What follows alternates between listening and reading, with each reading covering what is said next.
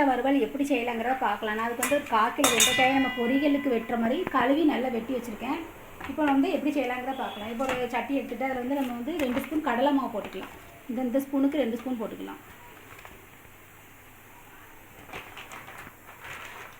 போட்டாச்சு. இப்போ வந்து நம்ம வந்து அதுக்கு தேவையான அரிசி மாவு போட்டுக்கலாம். அரிசி மாவு வந்து ஒரு 1/4 டீஸ்பூன் போட்டுக்கலாம்.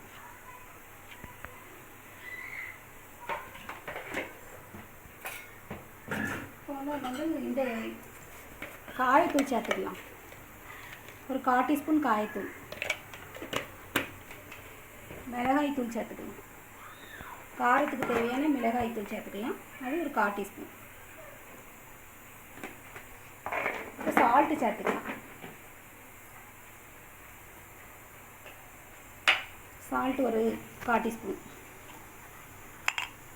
இப்போ வந்து நம்ம இது வந்து மிக்ஸ் பண்ணணும். இப்போ வந்து வெண்டைக்காய் ஏற்கனவே தண்ணி இருக்கிறனால நம்ம வந்து முதல்ல வெண்டைக்காயை இது கூட போட்டு பரட்டி எடுக்கணும். இப்போமே முதல்ல நம்ம வந்து தண்ணியை சேர்த்துடக்கூடாது. வந்து இப்படி கொஞ்சம் நல்லா கொஞ்சம் விரவிக்கணும். அந்த வெண்டைக்காயில் உள்ள ஈரத்தன்மை கொஞ்சம் அதில் ஒட்டணும். பார்த்தீங்களா, இதிலே கொஞ்சம் அந்த மாவு வந்து கோட்டிங் வெண்டைக்காயில் பட்டுரும். கொஞ்சம் விரவிக்கணும். நம்ம இந்த இவ்வளோ தூரம் வெண்டைக்காயில் ஒட்டிட்டு பார்த்தீங்களா, இப்போ வந்து நம்ம கொஞ்சம் தண்ணியை தெளித்து விட்டுக்கலாம். ஒரு டீஸ்பூன் தண்ணியை தெளித்து விட்டுட்டு நம்ம பிணையணும். தண்ணி கொண்டு நிறைய ஊற்றிடக்கூடாது. கொஞ்சம் கொஞ்சமாக பார்த்து தான் பிணையணும். நம்ம பாருங்கள், இந்த மாதிரி நம்ம பிணைஞ்சி வச்சுக்கணும். ரொம்ப தண்ணி சேர்த்துடக்கூடாது.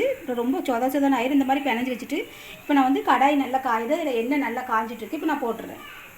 ரொம்ப போடக்கூடாது. அள்ளி கொஞ்சம் இந்த இது வெங்காய பஜ்ஜிக்கு போடும் பார்த்தீங்களா, வெங்காய பக்கோடா அந்த மாதிரி ஊற்றி போடணும்.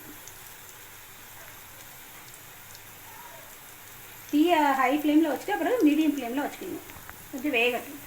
பாருங்கள், நம்ம கொஞ்சம் பிரட்டி விட்டுக்கலாம். கொஞ்சம் வெந்த பிறகு தான் பிரட்டி விடணும். இன்னும் கொஞ்சம் வேகட்டும்.